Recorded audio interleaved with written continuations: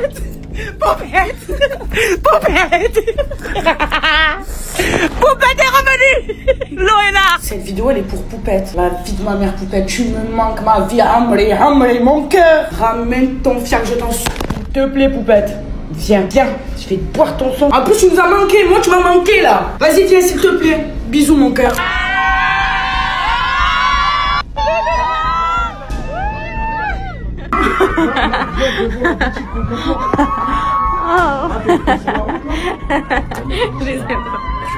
Je les aime trop.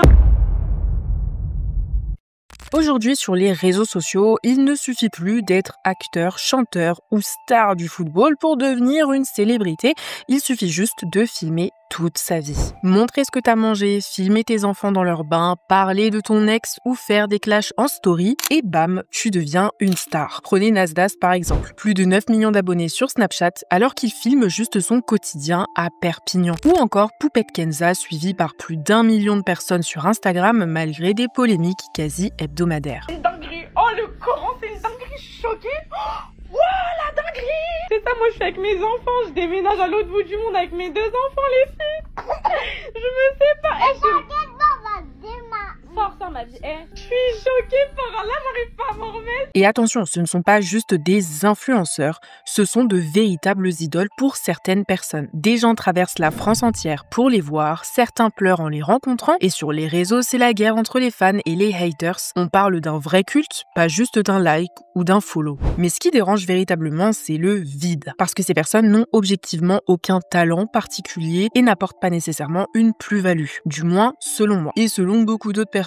Ils ne chantent pas, ils ne créent rien, ils ne proposent concrètement rien d'utile et pourtant ils gagnent parfois plus qu'un médecin juste en montrant leur quotidien. Au cours de cette vidéo, on va donc se poser une question: comment en est-on arrivé là? Comment des gens lambda comme toi et moi sont devenus des figures quasi intouchables et surtout adulées par les jeunes? Dans cette vidéo, je vais vous expliquer comment le vide est devenu viral, comment les algorithmes des réseaux sociaux fabriquent vos idoles et surtout pourquoi la glorification des gens sans talent n'est pas du tout un hasard mais bel et bien le reflet d'un mal-être collectif. Et attention, je tiens à le dire d'office, cette vidéo n'est pas du tout faite pour cracher, en particulier sur Poupette, sur Nasdas ou je ne sais qui.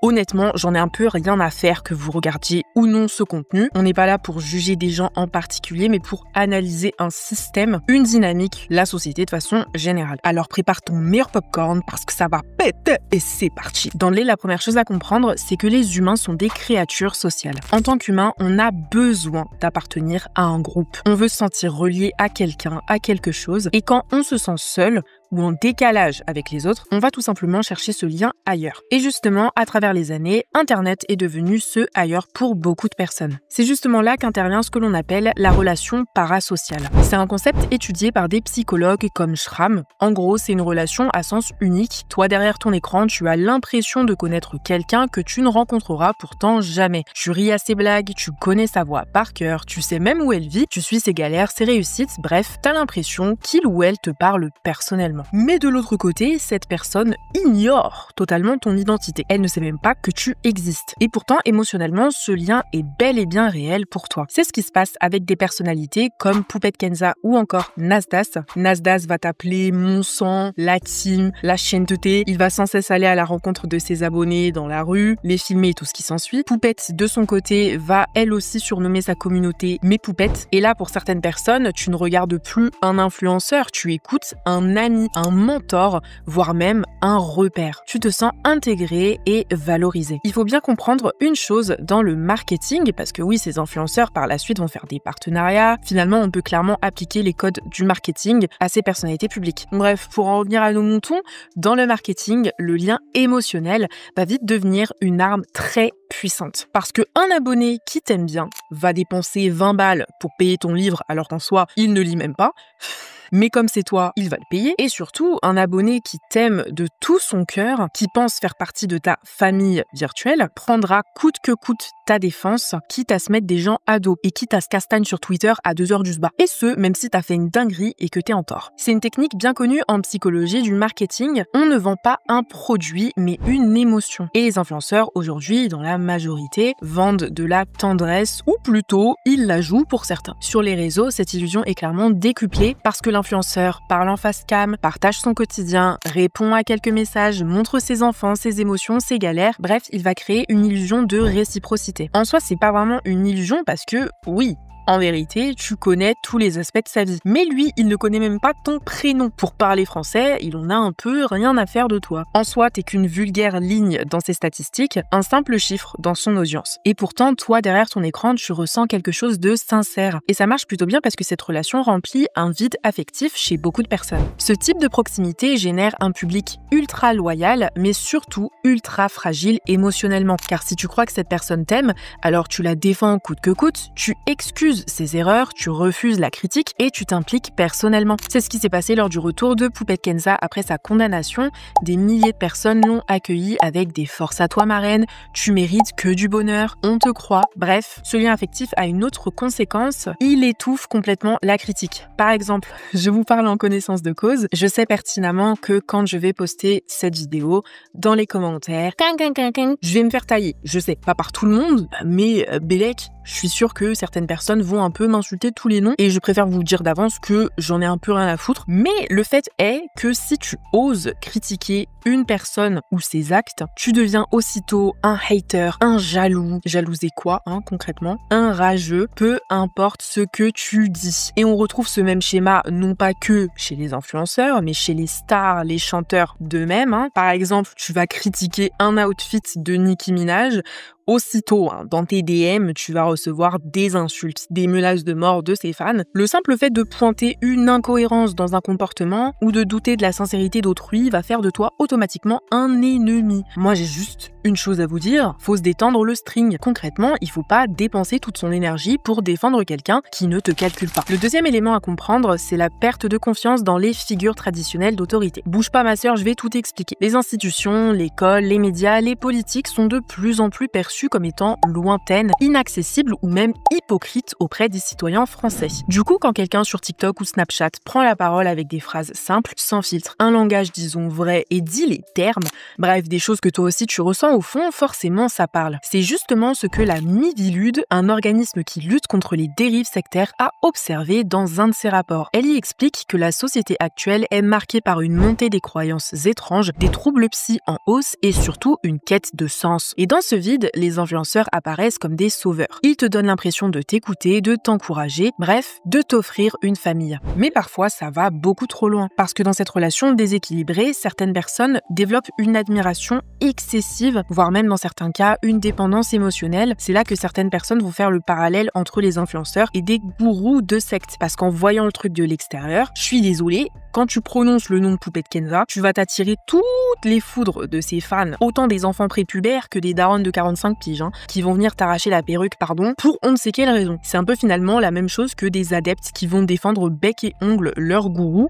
Selon moi, t'as vraiment cet aspect sectaire autour de certains influenceurs où leurs centaines de milliers d'abonnés vont leur vouer un culte. Le troisième facteur à prendre en considération, c'est l'identification. Avant, on voulait ressembler à des stars inaccessibles comme Beyoncé, Rihanna, Nicki Minaj. Mais aujourd'hui, ce qu'on valorise plus que tout, c'est la proximité. Tu sais, la fille de ta ville qui a percé sur TikTok, le mec de quartier qui filme toute sa vie. Bref, comme je l'ai dit précédemment, des gens normaux, complètement lambda, comme toi et moi, qui du jour au lendemain sont devenus cotés sur les réseaux. C'est le cas de Nasdas, qui vient de Saint-Jacques, un quartier très pauvre de Perpignan. Il montre sa vie telle qu'elle est, sans filtre, même si selon moi, t'as beaucoup de trucs qui sont planifiés, stage, mais bon, c'est un autre débat. Et du coup, plein de jeunes se disent, il vient de là où je viens, il a grandi comme moi, s'il a réussi, pourquoi pas moi? Même chose pour Poupette, par exemple, qui raconte ses ruptures, ses échecs, ses blessures. Ce besoin d'identification fait qu'on projette sur eux beaucoup plus que ce qu'ils ne sont réellement. Finalement, ce culte des nouveaux dieux du web ne vient pas juste de leur personnalité, il vient d'un contexte social fragilisé où on se sent seul et on cherche désespérément un modèle qui nous ressemble. Et là, beaucoup d'influenceurs remplissent toutes ces cases. Ils nous divertissent. On rigole, gorge déployée, quand on regarde leur story, story, c'est donc la combinaison de toutes nos attentes, de notre fragilité émotionnelle et surtout de leur capacité à faire le buzz et à capter l'attention qui les propulse rapidement au rang de star. En d'autres termes, ils exploitent un vide, parfois inconsciemment,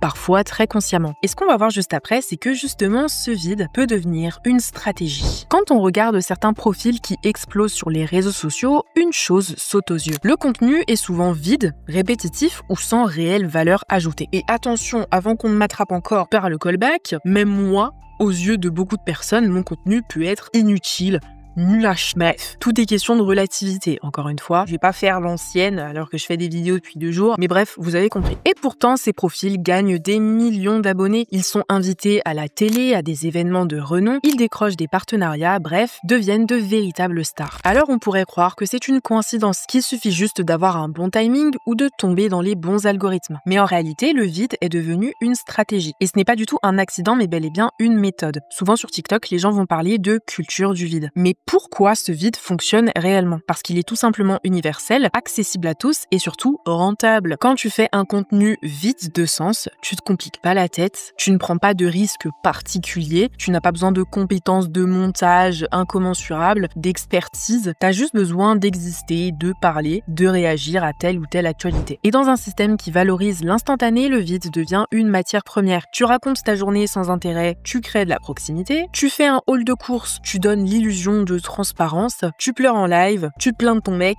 tu deviens authentique. Et cette authenticité supposée devient un levier marketing. Ce que certains influenceurs ont compris, c'est que plus tu t'exposes, plus tu gagnes. Poupette Kenza, par exemple, filme ses disputes, ses enfants, ses embrouilles, tout est contenu, tout est monétisable. Et ça fonctionne réellement parce qu'on vit dans une ère où l'économie de l'intimité règne. Le public veut de plus en plus de vrai, de relatable. Les plateformes veulent de l'engagement. Les marques veulent du reach. Et l'influenceuse, elle, devient à la fois la marchandise et le marchand. Et ça, l'algorithme adore. Un exemple marquant, quand Poupette Kenza revient après son incarcération, elle en profite pour sortir un livre, elle pleure, elle parle de ses poupettes qui lui ont manqué plus que tout. Résultat, des millions de vues, une explosion de likes, des commentaires en boucle, tu nous as manqué, je t'aime de tout mon cœur. Un autre exemple révélateur, bien plus choquant, Asia, membre de la team Nasdaq, a été filmée en live alors qu'elle montrait ses seins volontairement à la caméra. Ça fait, j'ai Asia.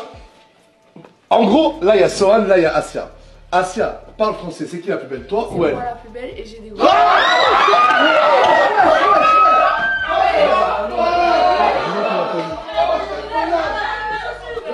Ce qui aurait dû provoquer un débat de fond sur l'hypersexualisation ou la dérive morale du contenu jeune public a juste généré des centaines de milliers de partages, des milliers de captures d'écran et surtout une hausse de visibilité pour toute la team. Encore une fois, le vide est devenu un business. Et même je dirais que le contenu qui est censé choquer devient un moteur de visibilité plus qu'autre chose. Si le vide devient viral, ce n'est pas juste parce que les plateformes le favorisent, c'est aussi parce que notre société en elle-même l'encourage. On vit dans un monde où le temps d'attention moyen a chuté à moins de 8 secondes, les gens préfèrent scroller que lire, l'anxiété pousse à consommer du contenu répétitif et rassurant, l'ennui est comblé par des distractions vides mais constantes. Et ce vide qu'on voit sur TikTok ou Snapchat, c'est un miroir de nos attentes et de notre fatigue, de notre besoin de déconnexion, ironiquement comblé par une surexposition. Si aujourd'hui des profils comme Ophénia, Poupette, Nasdaq sont aussi influents, c'est pas seulement parce qu'ils plaisent au public, mais surtout parce qu'ils plaisent à l'algorithme en lui-même. En fait, ce qu'il faut comprendre, c'est que les plateformes comme Instagram, Facebook, TikTok, tout ce que tu veux, ne sont pas là pour t'instruire ou te cultiver. Elles sont juste là pour capturer, captiver ton attention. Plus tu passes de temps sur l'application, plus elle va pouvoir te renvoyer des pubs. Plus elle te montre de pubs, plus elle génère de l'argent. Donc c'est dans leur intérêt de te faire rester sur la plateforme le plus longtemps possible. Et pour te faire rester, elles ne vont pas du tout te proposer le contenu le plus intelligent et instructif, mais te proposer le contenu qui te fait le plus réagir, que ce soit en bien ou en mal. Ce qui compte, c'est que tu cliques, le watch time, que tu commentes, que tu partages avec tes potes. Comme l'expliquait Frances Haugen, ancienne ingénieure chez Facebook, les systèmes de recommandation sont jugés dangereux car ils favorisent ce qui choque, divise, scandalise et c'est exactement ce qu'on observe. Un live ridicule où 2 personnes se clashent va être recommandé.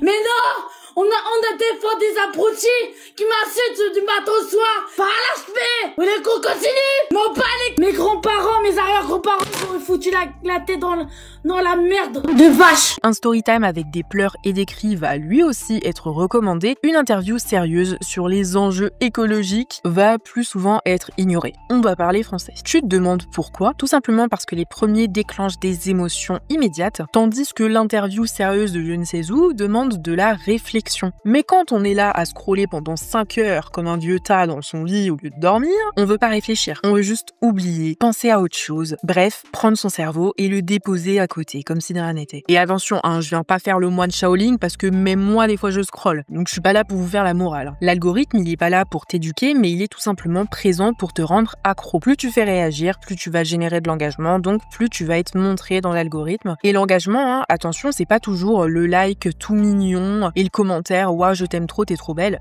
Pas du tout. C'est aussi toi qui partages une vidéo que tu trouves hyper drôle, non pas parce qu'elle est, mais tout simplement parce que tu te fous de la gueule de la personne. C'est aussi le petit commentaire que tu vas déposer MDR, c'est trop gênant. Pour les plus crazy d'entre vous, c'est les commentaires où t'insultes les gens. Donc c'est pour ça que souvent les gens disent « Tu peux continuer de commenter, ça me fait gagner de l'argent » parce que c'est littéralement le cas. Et donc en définitive, plus tu crées de réactions même négatives, plus l'algorithme te pousse. C'est pour ça que Nasdaq, en mettant en scène des gens en situation de handicap, par exemple, ou des personnes sans domicile fixe, monte. C'est pour ça que Poupette, en exposant ses enfants, est recommandée. C'est pour ça qu'Ophénia, avec ses lives ultra dramatiques, suscite autant de vues. Parce que le contenu n'a pas besoin d'être qualitatif, mais juste d'engendrer des réactions. Pire encore, à force de liker, commenter ou regarder un certain type de contenu, l'algorithme t'en propose toujours plus. C'est un cercle vicieux. Et c'est comme ça qu'on a l'impression que tout le monde regarde la même chose, que tout le monde suit les mêmes influenceurs, que tout le monde le valide, mais en réalité, on est enfermé dans des bulles où l'on ne voit que ce que l'algorithme pense qu'on veut voir. Et les influenceurs qui déclenchent ces réactions deviennent alors des stars mécaniquement, et non pas organiquement. Ok, on a compris que des gens sans talent sont devenus des stars international, mais c'est quoi la suite, concrètement? Pose-toi cette question. Est-ce que ce que je suis en train de regarder m'apporte concrètement quelque chose? Ou non? Est-ce que je suis en train de perdre mon temps, en gros? Si tu veux juste regarder des trucs pour t'échapper de ton quotidien horrible, des trucs pour rigoler 2 secondes, normal, on va pas te lancer des cailloux, ma sœur. Cependant, tu ne t'en rends peut-être pas compte, mais ton attention a de la valeur. Ce que tu likes, ce que tu consommes au quotidien va forcément avoir un impact dans ta vie. Aussi, il faut comprendre une chose, les influenceurs ne payent pas ton loyer, ok? Ce ne sont pas des dieux, ce sont des individus lambda comme toi et moi. Respecte-les, soutiens-les si tu le souhaites, mais n'en fais pas des modèles juste parce qu'ils sont populaires. Le monde d'Internet, c'est un peu comme une télé avec 100 000 chaînes. T'as le droit de choisir ce que tu regardes, t'as le droit de te demander pourquoi lui, pourquoi elle et pourquoi maintenant. Si on continue à donner de la force au vide, alors on continuera à vivre dans un monde vide. Mais si on commence à faire des choix un peu plus conscients, on peut changer la donne. Pas en boycottant tout, juste en étant un peu plus réveillé. Cette vidéo arrive maintenant à sa fin, je vous fais d'énormes bisous, prenez soin de vous, on se retrouve bientôt pour une nouvelle vidéo. Ciao ciao!